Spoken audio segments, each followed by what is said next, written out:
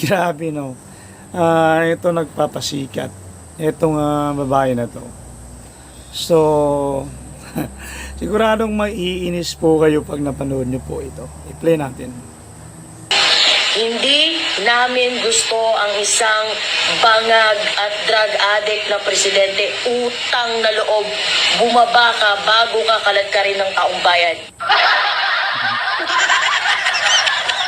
Utang na loob daw.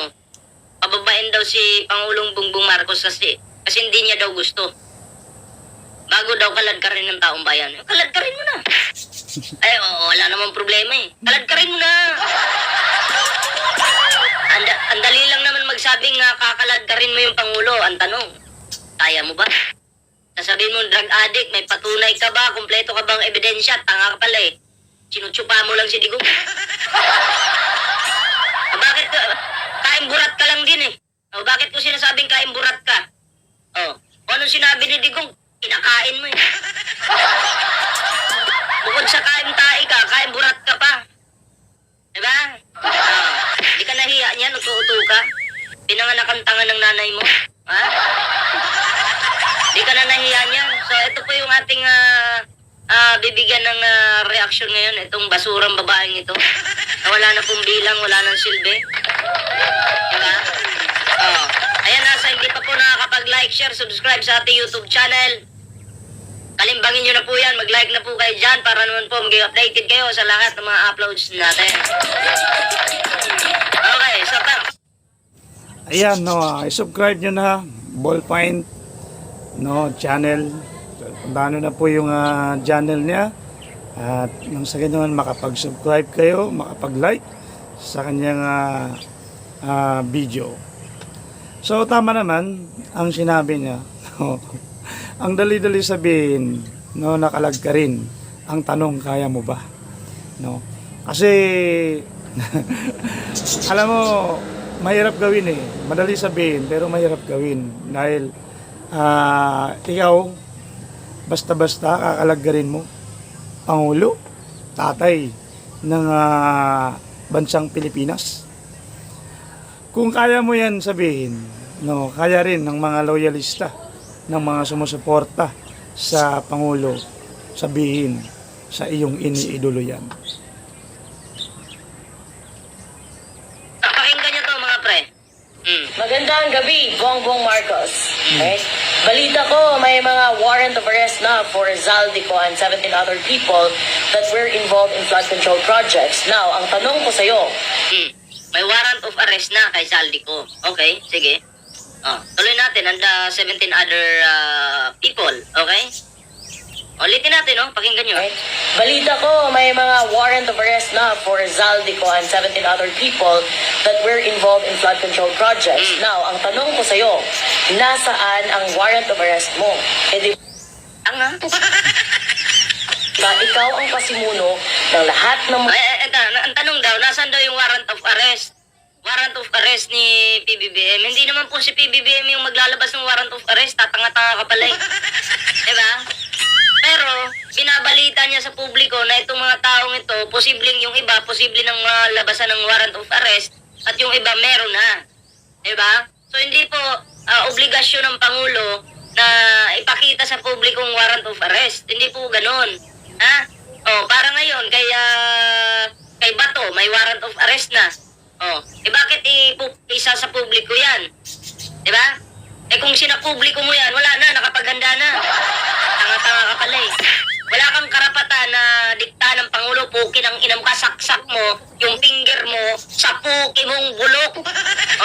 Putang ina mo. Ngayon, mumurahin ko kayo lahat ngayon. Wala akong papalagpasin ngayon. Sa bagay, maluwag na yan.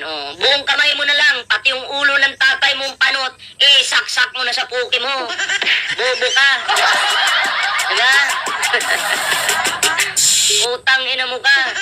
Tuloy natin. projects na Diba? Kasi kung ilalabas nga naman ngayon yung warrant of arrest, wala na, magtatango na yung mga yan. Tanga talaga eh. Diba? Bobo talaga to. Sarap batuk-batukan eh, no? Sabay patira sa kabayo.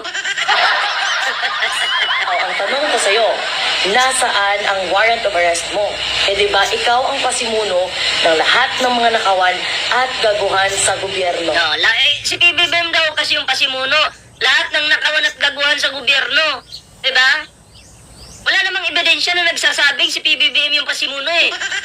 Oh, pero may ebidensya na si Digong yung pasimuno. Na si Digong yung magnanakaw. Mga Duterte, inigop ang pera ng taong bayan. Oh. May mga ebidensya, may mga pag-amin pa nga yung mga yan eh. Diba? Oh, may mga bank accounts pa nga yung mga yan na hindi nila isinapubliko. Oh. Diba? So, huwag kang tatanga-tanga. Oh, gamit-gamit ng utak, huwag kang bobo. Bobo to, sipain kita dyan. Tanga. Ha? Ang sarap, 1, 2, 3 sa... Naku. Ang sarap gawin panjimbag. Ma'am Presi Antonio, shoutout po ha. Ang Elita Luzada, shoutout po. Tuloy natin. Hindi namin gusto ang isang bangag at drug addict na presidente. No. Utang na loob, bumaba ka bago ka kaladkarin ng taong bayan. Yan din naman yung sinasabi nyo noong 2023 pa. 2023, naging 2024 pala, hanggang naging 2025 na sasabihin nyo, kakalad ka rin, bumaba ka na, kakalad ka rin, bago kalad ka rin. 2026 na, ganun pa rin yung script nyo. Diba? Walang pagbabago. Ganun pa rin. Tatanga-tanga pa rin kayo. Diyos mio, Marimar. Diba? Ang taong bayan, galit sa mga Duterte. Oh. Pero mga DDS, galit-galita na lang sa administrasyon kasi binenta nyo na yung Pilipinas, mga tanga. Yun yung katotohanan dyan. Tuloy natin mga pre. May karugtong. So, tama naman, no? Kasi alam naman natin lahat na sabi ko nga, no, ang dali sabihin, pero ang hirap gawin. Kung sasabihin nyo, kakalag ka rin ng taong bayan ng Pangulo, nagkakamali kayo dahil mas marami ang mga naniniwala at nagtitiwala kay Pangulong Bongbong Marcos kumpara naman sa mga naninira sa kanya. Kaya mahirap niyan, no? Gusto mo bumaba ang Pangulo sa pwesto.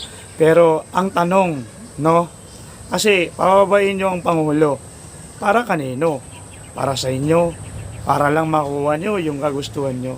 Samantala, mas marami ang naniniwala at nagtitiwala at umaasa pa sa Pangulo na matulungan dahil napakarami na rin na mga ibinigay ng Pangulo, no, na tulong sa mga Pilipino. So, hindi nyo lang yun nakikita dahil ayaw nyo naman panorin dahil kapag hindi pabor sa inyo, hindi nyo gusto, ayaw nyo panorin at sabihin nyo agad ito'y fake news.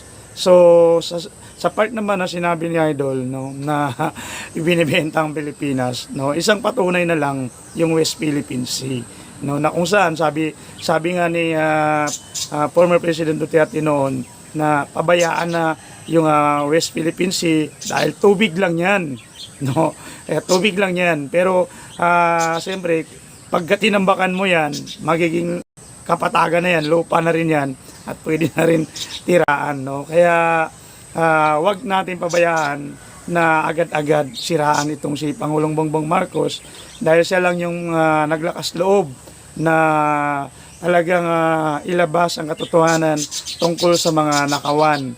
Kaya yung sinasabi nila na siya yung utak, no, siya yung pinono ng mga korupsyon na nangyayari sa Pilipinas, isang paninira lang po yan sa kanya dahil wala naman pong matibay na ebidensya, puro paninira lang sa kanya para nang sa ganun ayawan siya ng taong bayan, no. Doon naman sa part na sinasabi nila na adik ang Pangulo, no, lumang tugtugin na yan, walang matibay na basian kundi puro salita lang, no.